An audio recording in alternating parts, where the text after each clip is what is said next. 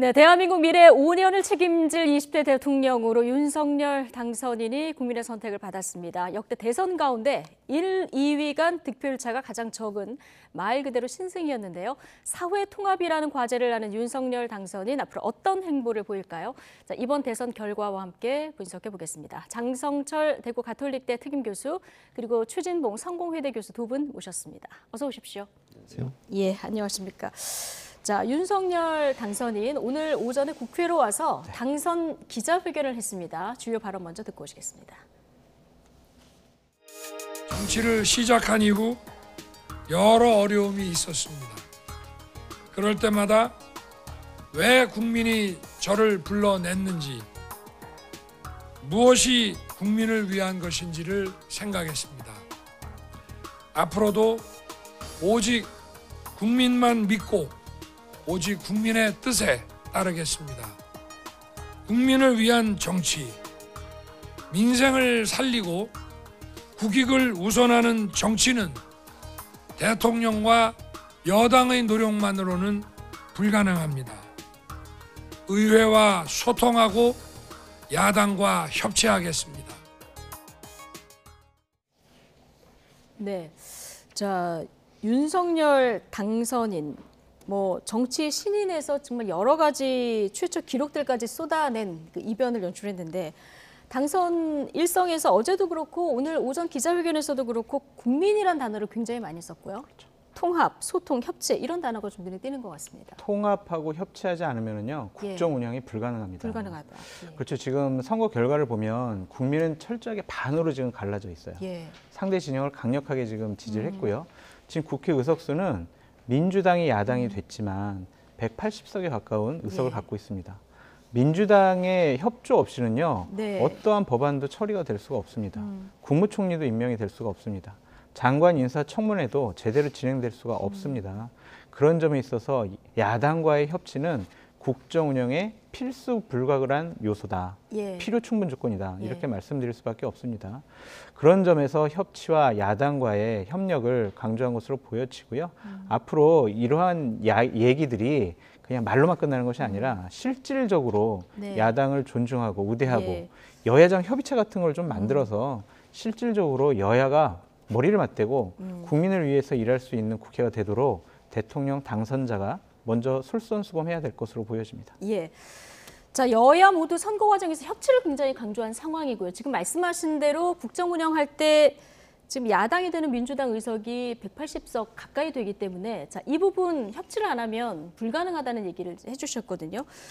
자, 조금 전에 하태경 의원 저희가 이제 출연해서 얘기를 들어봤는데 이거 둘 양쪽에서 잘못 협치를 안 하는 팀은 지방선거에서 바로 국민의 심판을 받을 거다 이런 분석을 해주셨거든요.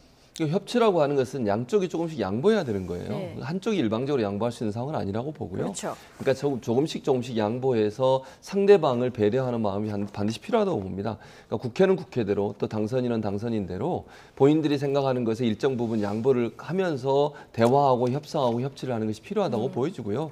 그렇지 않으면 갈등만 남아있을 수밖에 없어요. 그래서 아마 초창기에 이제 당선인이 취임하고 나서 대통령으로 업무를 시작하게 되면 허니문 기반이 있을 거예요. 그러나 어쨌든 협치는 서로의 양보가 대화가 타협이 필요하다 이렇게 말씀드릴 수 있습니다. 알겠습니다. 지금 이제 선거는 끝났고요. 양당이 오늘 선거대책위원회 해단식을 갔는데요. 자, 민주당 지금 해단식이 시작됐고 이재명 후보의 발언이 지금 시작됐습니다. 현장으로 가보시겠습니다. 우리 이낙연 총괄 상임선대위원장을 포함해서 정세균, 추미애, 김두관, 박용진 전 후보님, 그리고 김동연 후보님, 송영길 대표님, 그리고 우상호 총괄본부장님, 여러 의원님들께 참으로 감사하다는 말씀을 먼저 드립니다. 이재명이 부족해서 패배한 것이지 우리 선대위, 민주당, 당원, 지지자 여러분은 지지 않았습니다. 여러분은 최선을 다했고 또 성과를 냈지만 이재명이 부족한 0.7%를 못 채워서 진 것입니다. 모든 책임은 이 부족한 후보에게 있습니다. 우리 전대위 그리고 민주당 당원 지지자 여러분, 이재명의 부족함을 탓하시되 이분들에 대해서는 격려해 주시고 칭찬해 주시기 바랍니다. 제 진심입니다. 저는 우리 국민들의 위대함을 언제나 믿습니다. 지금의 이 선택도 우리 국민들의 집단 지성의 발현이다라고 생각합니다. 결국 우리가 부족한 때문에 생긴 일이지 국민들의 판단은 언제나 옳았습니다. 차기 정부가 국민을 보살피고 국민의 뜻을 존중하고 역사의 흐름에 순응하고 그리고 평가받는 성공한 정부로 성공한 대통령이 되기를 진심으로 소망합니다. 국민 여러분, 그리고 지지자 여러분, 당원 여러분, 제가 부족했습니다. 고맙습니다.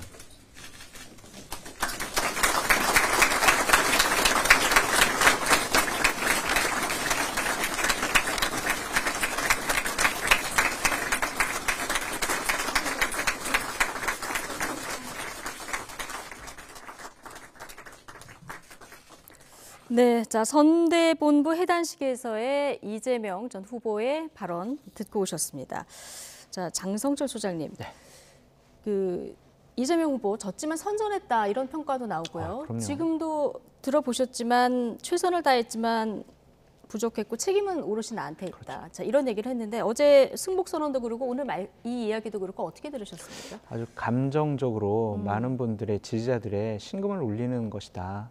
저러한 말씀을 하심으로써 일단은 재개할 수 있는 저는 발판이 마련됐다고 봐요. 네. 1600만 표 넘는 표를 얻었습니다. 예. 그리고 지금 민주당 진영에서 저렇게 대중성이 있고 국민적인 지지 그리고 지지자들의 지지를 받는 정치인이 없어요. 예. 그래서 나이도 젊으시지 않습니까? 네. 그러니까 어느 정도 휴식기를 거친 다음에 또 재개 발판을 좀 마련하시면 예. 보다 더 큰 꿈을 꿀 수가 있다. 예. 그래서 그러한 것들을 마련하기 위한 기반 그리고 예. 차기 정부 좀 성공해 달라는 덕담까지 하셨거든요. 이런 점들은 예, 알겠습니다. 지금 말씀하시는 동안 국민의힘 해단식도 지금 진행되고 있고 조금 전까지 김기현 원내대표가 발언을 했고요. 잠시 뒤에 윤석열 당선인의 발언이 들어오면 좀 들어보도록 하고 최진봉 교수님, 앞으로 이재명 후보 득표율도 이번에 꽤 많이 나왔습니다.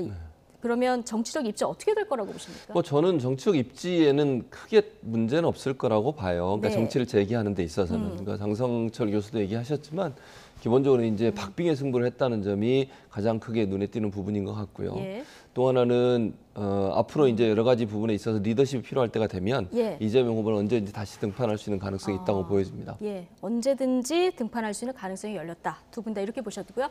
지금 윤석열 당선인의 해단식에서 발언이 곧 시작될 것 같습니다. 현장으로 가보시죠. 우리 당에 입당해서 또 선거운동을 하고 경선을 거치고 또 우리 당의 후보가 돼서 추운 겨울 여러분들과 함께 또 전국을 누비면서 이렇게 지나온 그 몇 달간이 참 돌이켜보니까 꿈만 같습니다. 그리고 우리 국민의힘 동지들을 만나서 정말 행복했습니다.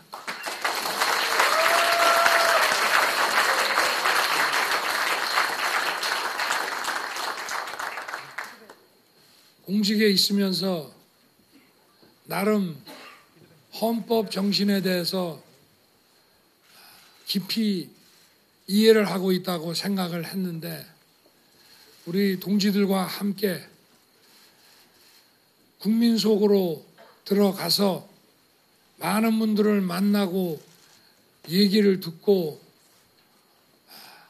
함께 껴안고 부비고 해보니 이 헌법 정신이라는 게 어떤 건지 민주주의라는 게 어떤 건지 뜨겁게 가슴으로 다가왔습니다. 정말 많은 걸 배웠습니다.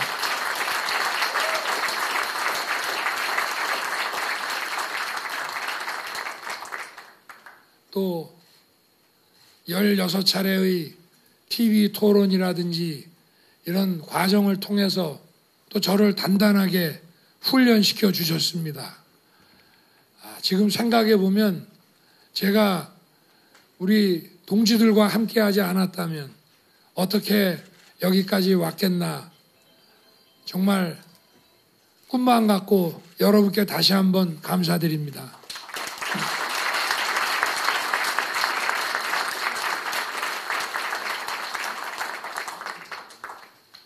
이제 정부를 인수하게 되면 윤석열의 행정부만이 아니라 국민의 힘이라는 그 여당의 정부가 됩니다.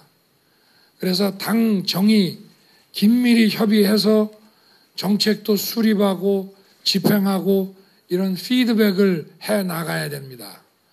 반면에 대통령이 된 저는 모든 공무원을 지휘하는 입장에 있기 때문에 당의 사무와 정치에는 관여할 수 없습니다. 여러분께서 저를 많이 도와주셔야 됩니다. 저는 여러분들 도와드리기 쉽지 않습니다.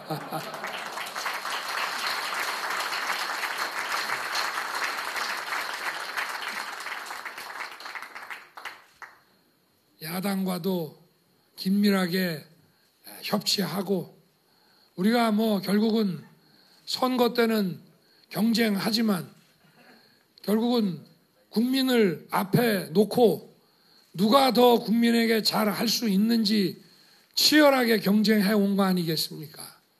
지난 몇 개월 동안에 이 대통령 이 선거를 놓고 저희들도 오랜만에 정말 한번 다 함께 후회 없이 땀 흘리고 또 새로운 자신감을 얻을 수 있는 계기가 되었다고 생각합니다. 이 자신감으로 저희들이 다른 누구보다 국민에게 더 잘할 수 있다는 자신감으로 우리 당이 더 결속하고 또 약한 부분을 더 보완해서 더 국민들의 사랑을 받는 당이 될 수 있도록 우리 다 함께 노력하시죠.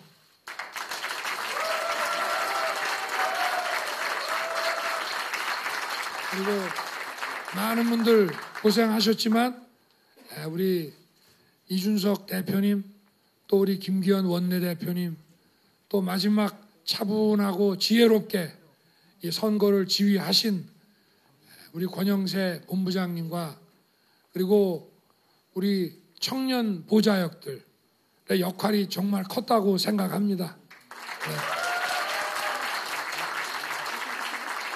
우리 국민의 힘이 경륜과들과 함께 청년들이 함께 하는 청년들과 함께 미래를 설계하고 그려나가는 이런 젊은 당이 될 수 있도록 다 함께 노력합시다.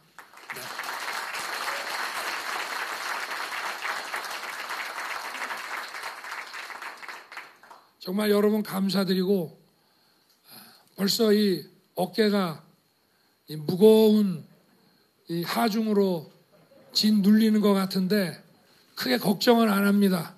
어려운 일이 있으면 늘 여러분과 상의하고 묻고 또 국민께 묻고 해서 이보다 더 어려운 일이 난관이 계속되더라도 저는 잘 해결될 수 있을 것이라는 희망을 가지고 있습니다. 저 혼자 하는 것이 아니고 저 혼자 고민하는 것이 아니고 여러분들과 그리고 국민과 소통하고 물어가면서 한다면은 어떤 난관인들 해결되지 않을 게 있겠나 하는 그런 자신감을 또 가져봅니다. 하여튼 그동안 너무 감사드리고 그리고 정말 후회 없이 보낸 이 날들이 오래오래 기억이 남을 것 같습니다. 감사합니다. 우리 다시 이 나라의 미래를 위해서 다 함께 손잡고 또 뜁시다. 고맙습니다, 여러분. 네, 윤석열 당선인께서 국민들을 위한 더 위대한 대한민국을 만드실 수 있도록 더 큰 박수 부탁드립니다.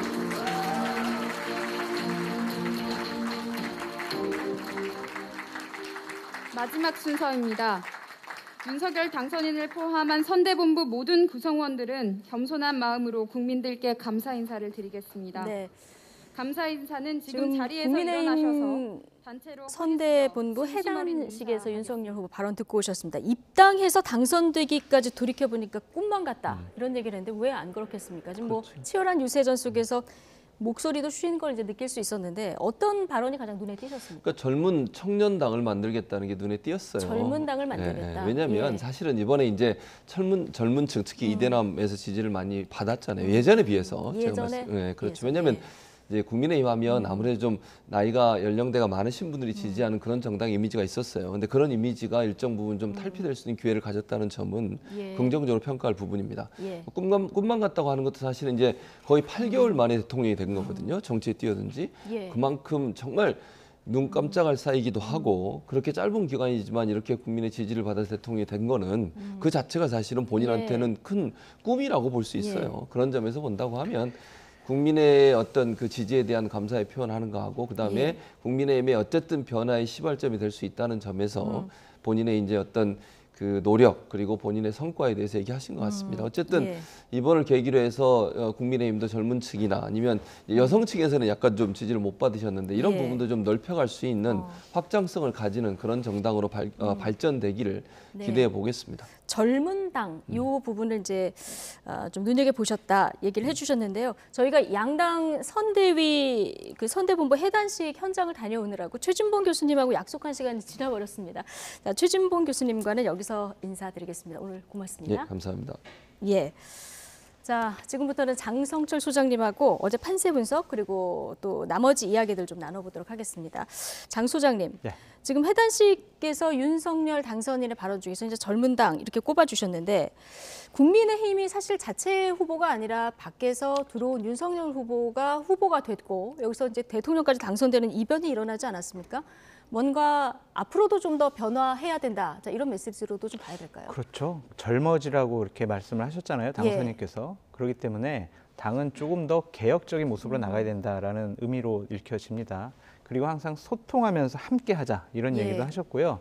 상당히 좀 특징적으로 본 것은 원고 없이 이제는 자신 있게 말씀을 잘하세요. 예. 그런 거 보면 지난 선거 과정 동안 본인이 많이 느끼고 배우고 네. 여러 가지를 체험했다라고 볼 수밖에 없습니다. 말씀 내용도 잘 하셨고요. 국민들에게 잘할 수 있도록 우리가 경쟁하지 않았느냐. 야당과도 긴밀히 협치를 하겠다. 이런 말씀도 하신 거 보면 네. 앞으로 협치라는 단어, 야당과의 소통이라는 단어에 상당히 중점을 둘 것 같다라는 생각이 듭니다. 예. 근데 민주주의 국가에서요. 윤석열 당선인 같은 분은 없는 것 같아요. 검찰총장을 그만두고 예. 8개월 만에 대통령까지 당선되지 않았습니까? 이런 것이 본인의 실력이든 국민의 선택이든 또한 운이 좋았든 네. 정말 전 세계 어떤 정치의 역사에 있어서 한 획을 좀 굉장히 긋는 이례적인, 사건이 예. 아닐까라는 좀 생각도 해봅니다. 윤석열 후보가 대통령에 당선됨으로써 국민의힘은요. 예. 탄핵당하고 6년 만에 4번의 선거에서 계속 졌었거든요. 예. 지금 5번째 선거에서 이김으로써 재개 발판을 마련했다라고 예. 보여집니다. 그런 만큼 앞으로 어떻게 하느냐가 굉장히 그럼요. 중요한 상황인 거고요. 자, 지금부터는 표심을 좀 분석을 해볼 텐데요. 0.73%포인트 차입니다. 이게 무효표보다도 그렇죠. 적은 표수. 이게 정권 심판과 정치 교체 이 사이에서 유권자들이 아주 절묘하게 약간 편을 이제 정권 교체 쪽에 힘을 실어준 건데 민심 어떻게 보고 계세요? 이 의미는요. 네. 구정권에 대한 심판의 의미가 있어요. 네. 그러면서 동시에 신정권에 대한 견제 의미가 있는 겁니다. 예. 국민들께서 얼마나 현명하십니까? 정권 교체의 여론이 높았기 때문에 구정권에 대한 심판을 통해서 야당 후보를 지금 당선시켜 주셨는데 네. 예상보다 정말 너무 초박빙의 접전을 통해서 0.7% 차이로 이기지 않았습니까? 이것은 교만하지 말고 오만하지 말아라. 네. 그러한 국민의 엄중한 심판이다라고 말씀드리고 싶고요. 예. 무효표가 30만 표였습니다. 네. 근데 서울에서 예. 31만 표를 이겼어요. 30일 딱 네. 그 정도에 근접한 만큼 그렇죠. 이긴 근데 거군요. 전체적으로 한 24만 7천 표 정도를 이겼거든요. 근데 이런 수치를 보면은 상당히 좀 의미가 있는 것이 강남 3구에서 네. 28만 표를 이겼어요. 아, 결국에는요, 서울 강남에서 이긴 만큼 최종적으로 윤석열 후보가 이겼다라고 볼 수가 있는데 이건 부동산 공약 때문일까요? 그렇게 보여집니다. 예. 서울은요, 특히 부동산 민심이 아직도 작년에 서울시장 재보궐선거 때 어느 정도 민주당을 심판을 했지만 아직도 남아있는 것 같아요.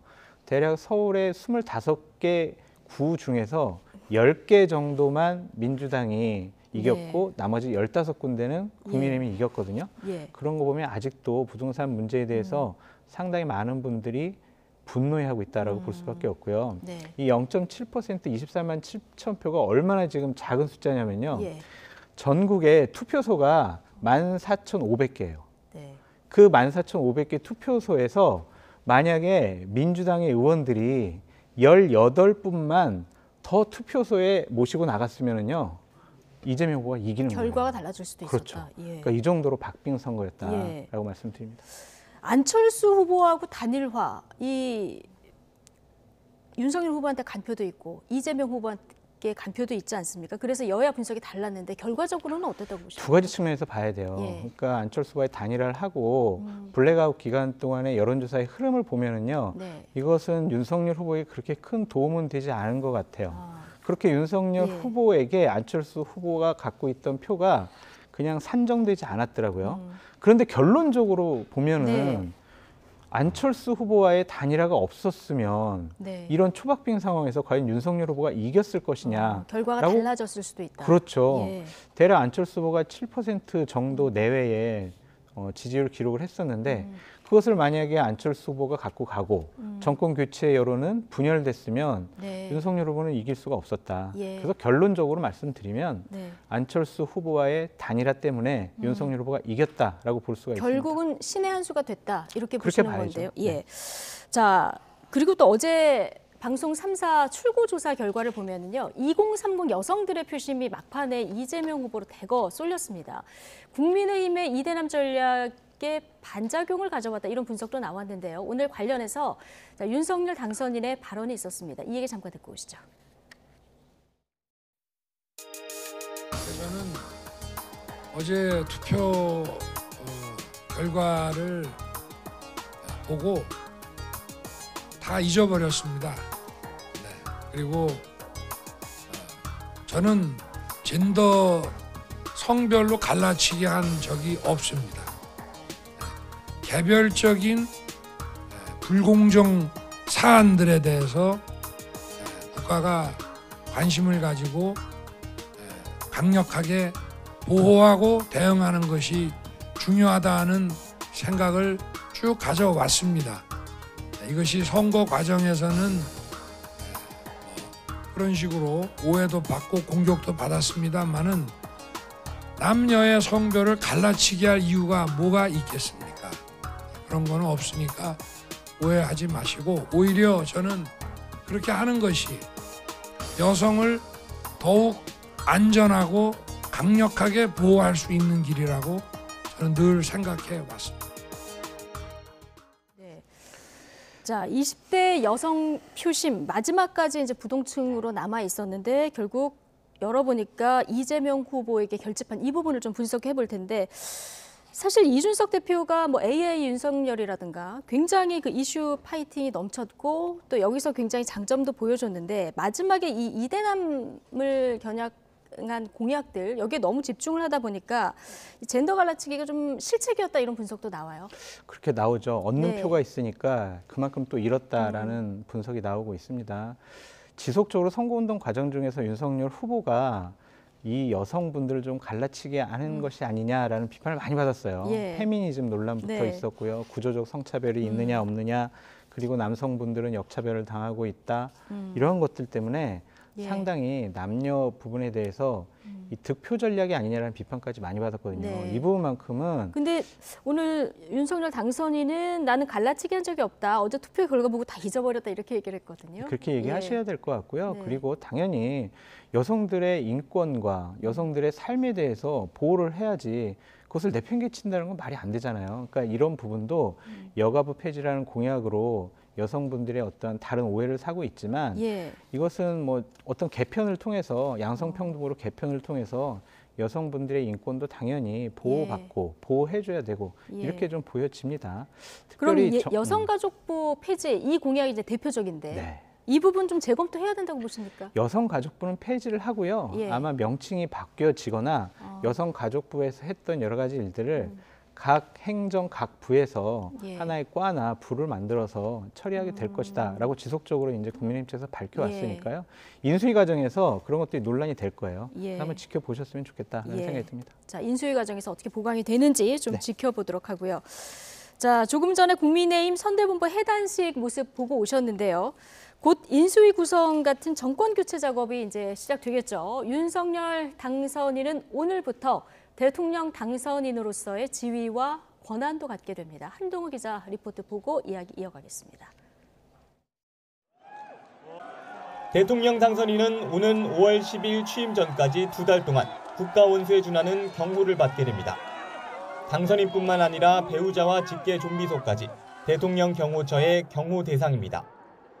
대통령 경호법에 따라 근접 경호요원과 폭발물 검측요원, 의료지원요원 등 전담 경호팀이 편성돼 24시간 밀착 경호를 받습니다. 당선인에겐 특수 방탄 차량과 호위 차량도 지원됩니다. 또 당선인이 이동할 때 필요하면 교통신호를 통제할 수 있고 경찰의 지원도 받을 수 있습니다.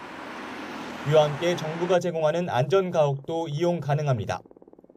당선인 신분으로 해외 방문에 나설 때 대통령 전용기와 헬기를 이용할 수 있고 현직 대통령에 준하는 의전과 경호도 이뤄집니다.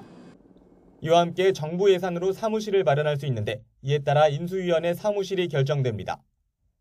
대통령 당선인과 배우자는 국공립병원에서 무료로 진료를 받을 수 있고 민간 의료기관에서 진료를 받아도 그 비용은 국가가 부담합니다. 당선인은 인수위가 꾸려지면 국정에 관여할 수 없지만 정부 각 부처의 국무위원에게 업무 보고를 받아 국정 전반을 파악할 권한을 가집니다. 또 취임 전이라도 국무총리와 국무위원 후보자를 지명하는 등 차기 정부 인사권을 행사할 수 있습니다. 다만 대통령 당선인은 공무원 신분이 아니기 때문에 취임 전까지 월급은 없습니다. 대신 대통령직 인수위원회에 배정된 예산을 통해 활동비 등을 지급받을 수 있습니다. YTN 한동우입니다. 네, 자 윤석열 당선인 당장 오늘부터 현직 대통령 수준의 예우 또 경호를 받게 되는데, 자 근데 어제도 그렇고 오늘도 보셨지만 윤석열 당선인이 살고 있는 집이 이제 서초구에 있는 주상복합 아파트지 않습니까? 이렇게 보면은 경호에는 문제가 없을까 이런 생각도 드는데 어떻게? 경호 노하우가 있을 거예요. 예. 분명히 저런 것에 시뮬레이션을 해가지고 뭐 각 층마다 한다든지 네. 어떤 자신들만의 방법이 있을 겁니다. 그 점 뭐 경호 노하우라서 말씀드리기도 어려울 것 같은데 예. 한번 그것도 지켜보시죠. 예, 거처로 옮기게 되실지 아니면 경호가 어떻게 될지 이것도 뭐 한번 지켜보면 될 것 같고요.